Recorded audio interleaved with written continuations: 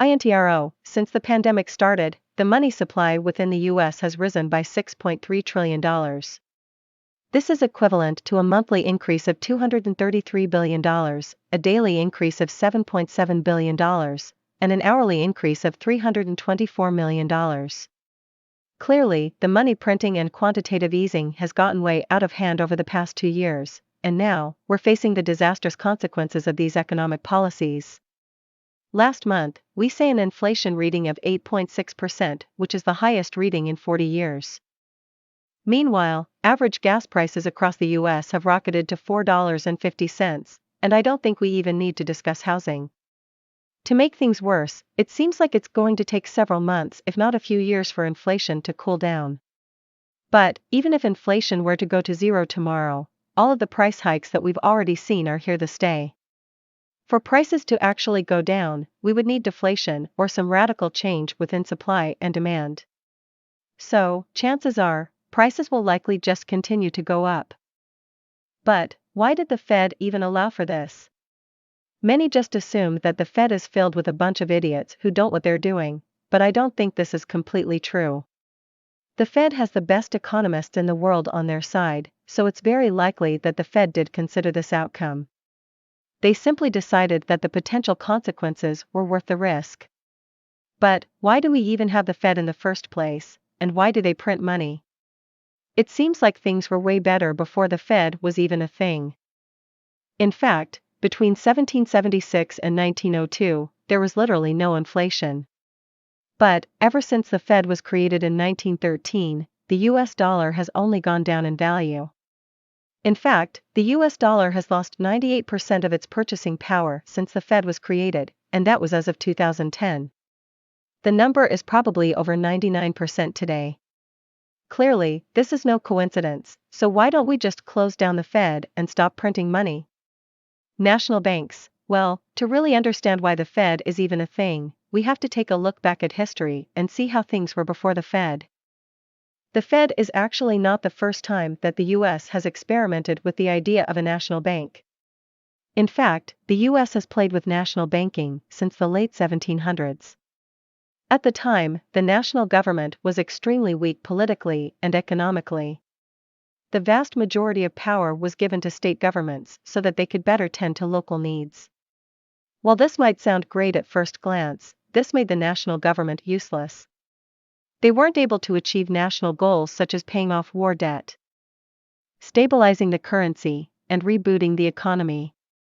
So, the Founding Fathers eventually decided to replace the Articles of Confederation, which was the original document that governed the US, with the new and improved US Constitution. This gave the national government substantially more power, and Treasury Secretary Alexander Hamilton wanted to leverage this power to establish a national bank. He felt that a national bank would help establish economic stability within the US, and while he did face some opposition, he would eventually get his wish in February of 1791 when President Washington signed the bill into law. Several months later, in December of 1791, the first bank of the US would open for business. At first, the bank primarily dealt with national matters. For example, they collected tax revenue, distributed funds across the US, and paid for various programs and loans. Something that was off limits, however, was buying US government bonds. The Founding Fathers feared that this was not only an inflation risk, but that this would cause the public to lose trust in the national bank. This also meant that the national bank did not set monetary policy and they did not act as a bailout service for dying institutions. They were just a regular old bank that happened to be used by the national government as well as the public. Despite this, the existence of a national bank was still a hot matter for the 2 decades. Most of the people who initially opposed the bank still opposed it in 1811 when the bank was up for rec-harder.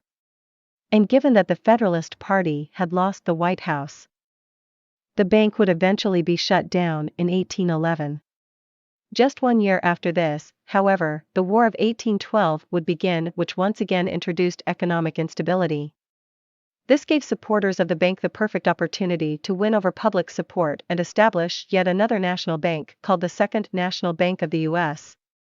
Over the next decade, this bank would play a monumental role in the United States' westward expansion as they issued loans to farmers and businesses that were looking to settle the West. Despite this major role in westward expansion, they were still not allowed to set monetary policy or bail out institutions directly. However, it didn't take long for the bank to start playing with lending policies to influence national interest rates and the money supply. This freedom didn't last long though, as Andrew Jackson would soon come to power. The era without a Fed, Andrew Jackson was a major opponent to banks in general because he simply didn't trust them. About 20 years before becoming president, he sold some land and the buyers would pay him using paper notes from a bank. But, before he could trade in the paper notes, the issuers would go bankrupt, which meant that his paper notes were worthless. In other words, he had essentially given away the land for free. For obvious reasons, Jackson was not a big fan of banks following this experience, and he believed that only silver and gold should be used for transactions. But, this wasn't the only reason that Jackson was opposed to a national bank. He felt that a national bank gave too much power to too few people. He also felt that a national bank gave the federal government too much power over state governments. And on top of this, he felt that the national bank didn't have enough regulatory oversight. So, from his perspective, the solution was clear: the national bank had to go. And when he won the 1832 election, he felt that he had affirmation from the public that that's what they wanted as well. Jackson would veto the recharting of the national bank. And though Congress tried to override his veto, they would not succeed. Jackson would pay off the entire national debt by selling federally owned land and cutting spending substantially. He would divide the remaining reserves amongst the state banks, and with that, the U.S. would enter a period with no national bank. This actually worked out great for quite some time, and it seemed that there's no need for a national bank. But, eventually, the Civil War would roll around, which not only devastated the economy but resulted in loads of debt. And this time, there was no national bank to maintain stability and keep debt under control, which led to banking panics becoming rampant. If you're not familiar with what a banking panic is, it's basically when a bunch of people become fearful that their bank is not liquid enough. So, they go to withdraw all of their money while they still can. And when a bunch of people do this, it results in the bank actually becoming illiquid. The US saw such panics almost every decade. There was one in 1873, one in 1893, and one in 1907. There was also two close calls in 1884 and 1890. During this time period, people lived in constant fear that their bank could collapse at any time. And it was more popular than ever to just store gold under your mattress. The US put up with this uncertainty for several decades, but the 1907 banking panic would end up being the last straw. The public was sick of living in constant fear of a financial collapse, and the government was sick of constantly dealing with economic instability. So, the government got together and hashed out the details of a new national bank. And eventually, in 1913, they would pass the Federal Reserve Act, which established the Fed that we all love and hate today. Why printing money? As we can see from history, there needs to be some sort of central financial body to ensure national financial stability. This isn't to say that a decentralized system is impossible, but thus far, a centralized system has simply been far easier to establish and maintain. So alright, the existence of the Fed makes sense, but why are they so reckless with inflation? I mean, this is literally the third time that we're seeing high inflation within the past 100 years. Well, the thing to keep in mind is that the Fed is not trying to eliminate inflation by any means.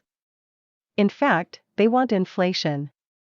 Not 8 or 10% inflation, but 2 or 3% inflation. So whenever we're under that target rate, like we were during the COVID recession, the Fed will lower rates and print money.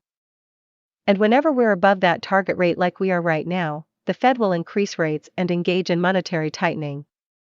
But, why even play this difficult balancing act and artificially create inflation? Well, there's a few reasons for this, starting with encouraging spending and investing. Every year that you simply hold cash in a savings account, you're basically penalized 2 to 3%. This discourages people from hoarding cash in a bank account. Instead, they end up either spending the money or investing the money. The government doesn't really care which one you do because both of them help the economy and GDP. There's actually a full-on economic theory surrounding this phenomenon called the paradox of thrift. The theory states that rising personal savings is detrimental to economic growth. Here's the thing: companies and industries become more efficient and productive with time. This means that the cost of goods are naturally deflationary over the long term. I mean, just think about how much TV and computer prices have come down over the past 30 years. I bet most of us wouldn't buy an 8K TV right now because we know that they'll be way cheaper in 5 or 10 years, and that's with inflation. If there was no inflation, it would just be even more beneficial to wait it out. And as more people put off such purchases, their savings will go up, which according to the paradox of thrift is detrimental to economic growth. So, one of the key reasons the Fed supports inflation is to maximize GDP. Another key reason is to decrease the debt load. It's no secret that the federal government has a boatload of debt, and inflation significantly helps with handling this debt. Here's the thing: over time, debt payments remain constant. However, with inflation, it becomes easier and easier to earn money, which in turn means that it becomes easier and easier to make your monthly payment. Now, of course, the government is still taking on way too much debt, but that's a whole different story.